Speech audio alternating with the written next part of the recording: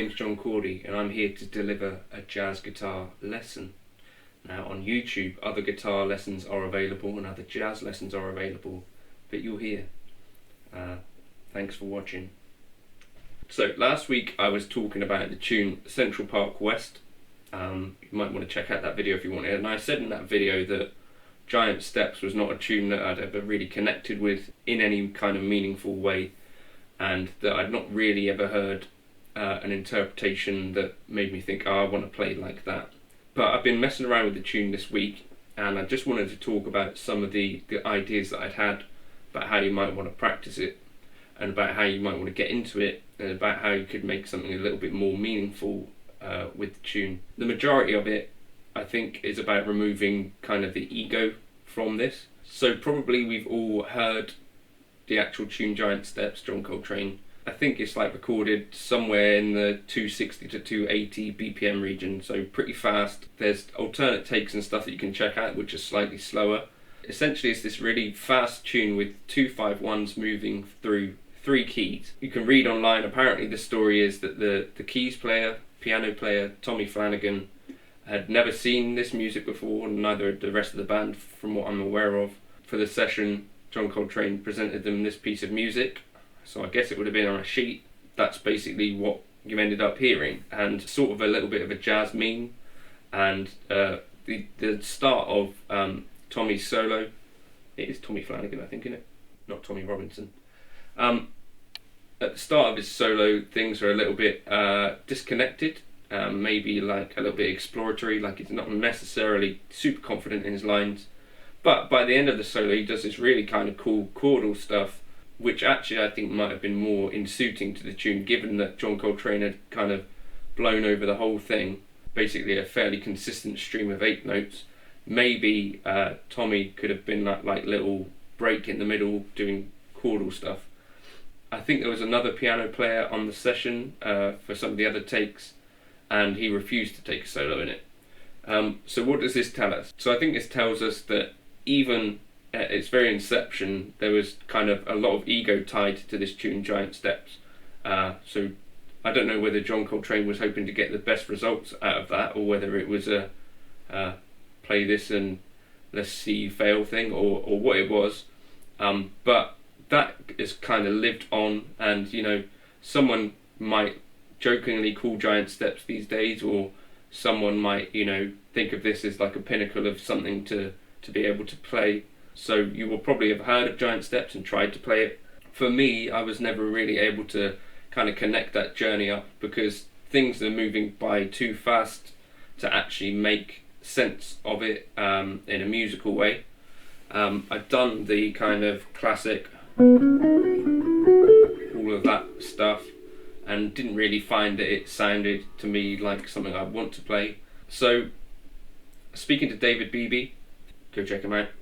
He's got a podcast as well called the Guitar Hour Podcast. You might want to check that out, talking about guitars and stuff with lots of guitarists. And he said that him and Tom Quayle play like a ballad version of the tune, and having played Central Park West, which is essentially a very similar kind of harmonic kind of thing to Giant Steps, I thought, yeah, that sounds like a fine idea. So I googled or YouTubed Giant Steps ballad, and I found a couple of interpretations. There was one that was this beautiful piano playing through like just 3 choruses slowly, and that's actually made up a part of my backing track. So I'll put a link to that in the description. But I think by taking away the ego, I'm going to put up the backing track on YouTube, I think, so you can have a play along with it at 60 BPM. I've also recorded it at many other BPMs, all the way up to the mid kind of 270, 290 range, so that there's the whole kind of spectrum of how you might play Giant Steps. And I've been finding it really relaxing, which is not necessarily the experience that I've always had when trying to play Giant Steps with some of the more typical backing tracks. To try and just make the changes as they go by at 60 BPM, and it's kind of relaxing and kind of meditative, if that's a word, like a meditation.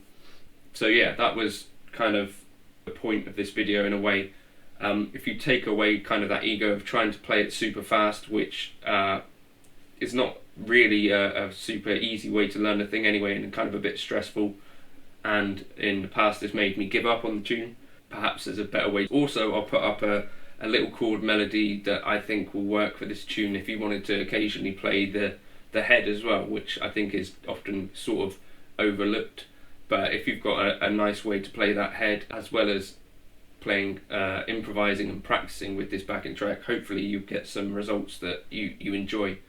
The chord melody and all of the backing tracks will be available on my Patreon. There's going to be a lot of them, so I need to work out a way of doing this properly.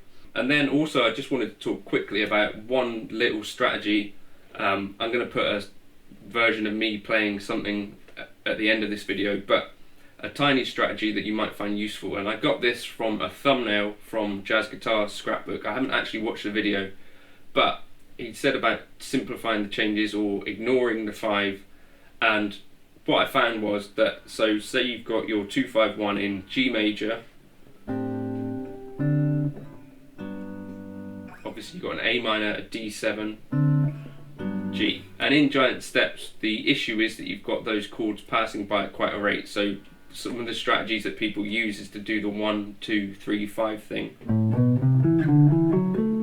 and that to some extent can get you around the issue, but then you've also got a massive root bias. What I mean by that is that you're playing the root for every chord, and that doesn't necessarily sound amazing. So if you listen kind of harmonically to an A note, if you play an A on top of an A, it's kind of actually doing nothing to outline the harmony. The strongest notes you could play over an A would be the 3rd or the 7th maybe, and that would outline the A minor tonality of it, the flattened 7 and the minor 3rd tonality of the thing. So the same applies for the D7. So if you were to play a D over a D, you'd end up not outlining the harmony, but you could play the 3rd, which should get you a sound, or you could play the 7,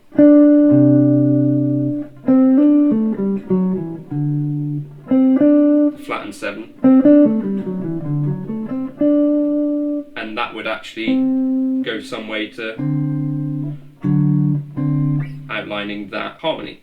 So what I did was that I took the giant steps changes, and for every chord 5 I replaced it with its what would logically be chord 2. So for a D7 it would be an A minor, for the B flat 7 it would be an F minor,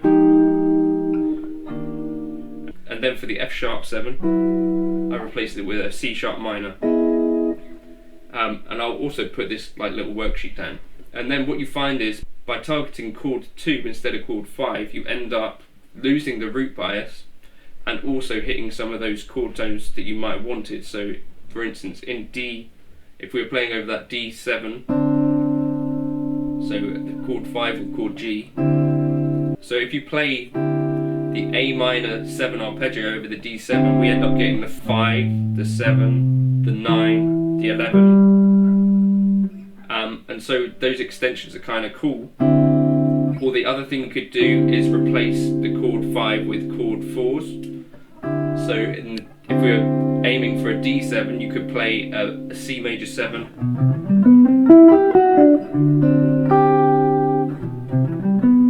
and similarly for that you end up with the 6, and then the C would be the 7, the E would be the 9, and then the 11 again.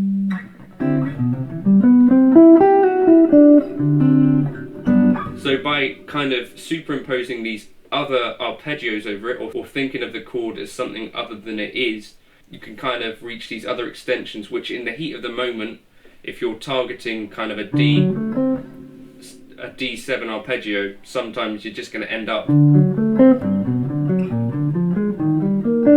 doing that sort of thing, which doesn't, to me, sound particularly jazzy. But anyway, you'll probably hear some of these examples, hopefully, as I play it over the ballad backing track. But if you want this, I'm going to put up on YouTube, after this video, I'll upload the backing track so you can play along to it. I think it'll be like about a 10-minute thing.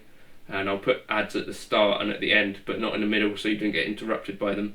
I'll have to remember to do that. Let me know how you get on. Hopefully this might be like a slightly useful way that you could get back into giant steps if it is something that has sort of eluded you like it has me. This is just my thoughts on how I'm getting around it and actually enjoying playing the tune rather than this kind of just frustrating thing. So hopefully that's useful. I'll put a chord melody up on Patreon, as well as what I'm talking about here with the substitution-y stuff or the superimposing other arpeggios, a slightly different mindset that can help you to avoid the root bias. But thank you for watching. Hopefully this was useful. If you want to like and subscribe, you could. Thank you for watching. Cheers.